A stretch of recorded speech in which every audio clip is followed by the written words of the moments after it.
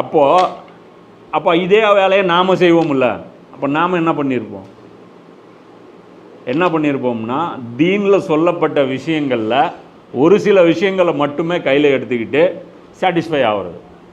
இபாதத்து, தொழுகை, நோன்பு, ஜக்காத், ஹஜ் இது எங்களை காப்பாற்றிடும்.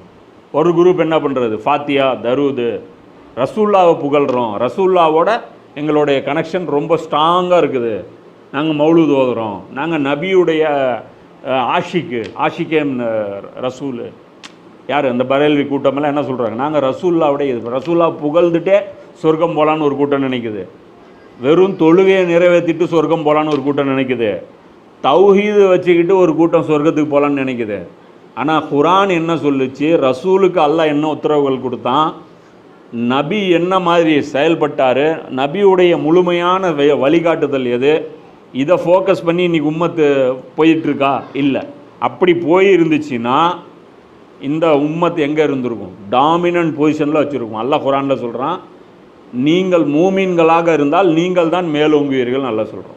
இப்போ நாம் மூமின்களாக இல்லாததுனால நம்ம தான் எல்லா இடத்துலையுமே அசிங்கப்பட்டு இருக்கோம். இன்றைக்கி மனித உயிருக்கு வேல்யூ இருக்குது. ஒரு வெள்ளைக்காரன் செத்துருட்டோம், தாம் தூம்னு குதிப்பான்.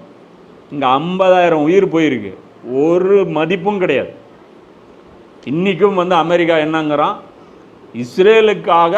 இஸ்ரேலை காப்பாற்றுறதுக்காக நாங்கள் எந்த எல்லைக்கு வேணாலும் போவோம். அப்போ காசாவில் இருக்கிற மக்கள் ஒன்றும் இல்லை. அன்றைக்கி ஒரு ஃபேஸ்புக்கில் ஒரு வீடியோ பார்த்தோம், உலக தலைவர்கள்லாம் ஒரு பெரிய கான்ஃபரன்ஸில் ஐநா சபையிலேருந்து வெளியே வர்றவங்ககிட்ட மைக்கு நீட்டி கேட்குறாங்க, ஏங்க உக்ரைனில் போர் நிற்கணும்னு சொல்கிறீங்க, ரஷ்யா இப்படி பண்ணுதுங்கிறீங்க, அதெல்லாம் சொல்கிறீங்க, காசாவில் இத்தனை பேர் கொல்லப்பட்டிருக்காங்களே அதை பற்றி உங்களுடைய கருத்து சொல்லுங்கன்னா அவன் பாட்டுக்கு போயிட்டே இருக்கான். 4-5 பேர்கிட்ட கேட்குறாங்க, கோட்டு சூட்டு போட்டு இருக்கான். என்ன இந்த அல்லாமா இக்பால் சொல்கிறாருல, செஹரே ரோஷன் தில் அந்தரோனே சங்கேசே தாரிக்தர், அதாவது முகங்கள் வெண்மையாக இருக்குது, உள்ளம் எட்டி பார்த்தா அவங்களது கட்டங்கரையில் இருக்குது. அந்த மாதிரி ஆட்கள் கேட்டால் நம்ம ஹியூமன் ரைட்ஸ் பேசுவாங்க. கேட்டால் காசாவில் என்ன நடக்குது, வேறு சப்ஜெக்ட் பேசு, skip, next, out, no answer, no comments, அவ்வளோதான். ஐநா சபை காசாவுக்குள்ளே வர்றது குற்றம்னு சட்டம் இயற்றுறான் யார், நேத்தன்யாஹு. உலக பஞ்சாயத்து, உலக கோர்ட்டு எது, ஐநா சபை. ஆனால் ஐநா சபை உள்ளே வரக்கூடாதான். எங்கே, இஸ்ரேலுக்குள்ளே என்ன அநியாயம் நடக்குதுன்னு பார்க்கக்கூடாது. இது தடை செய்யப்பட்ட அமைப்பு எது, ஐநா சபை. ஐநா சபை கட்டுப்பட்டு தான் உலகமே வாழ்ந்துட்டுருக்காங்க, வாழணும்னு சொல்கிறாங்க.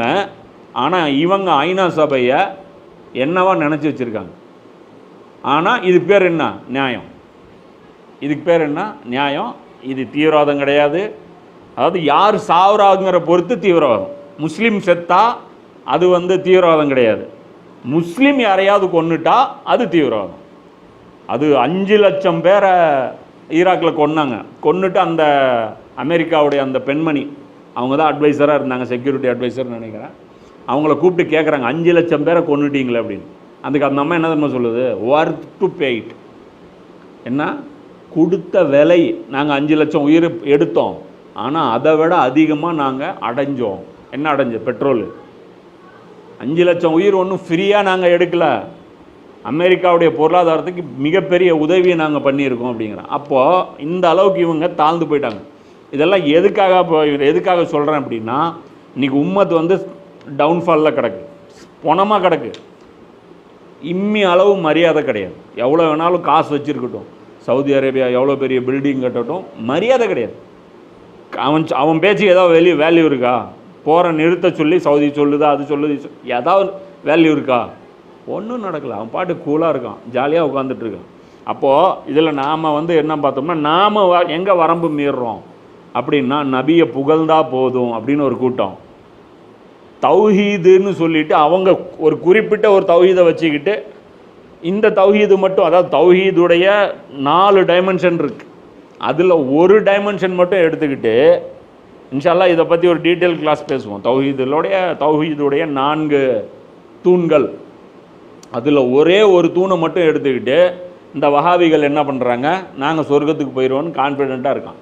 ஷியா என்ன பண்ணுறான், நான் ரசூல்லாவுடைய ஃபேமிலியை நேசிக்கிறான், அதனால் நாங்கள் என்ன பண்ணுவோம், சொர்க்கத்துக்கு போயிடுவோன்னு கான்ஃபிடெண்ட்டாக இருக்கான். இது எல்லாமே வரம்பு மீறுதல் தான். புரியுதா? இப்போ ஒரு பில்டிங் கட்டணும், செங்கல் எவ்வளோ வைக்கணுமோ அவ்வளோதான் வைக்கணும், கம்பி எவ்வளோ வைக்கணுமோ அவ்வளோதான் வைக்கணும், சிமெண்ட் எவ்வளோ போடணுமோ அவ்வளோதான் போடணும்.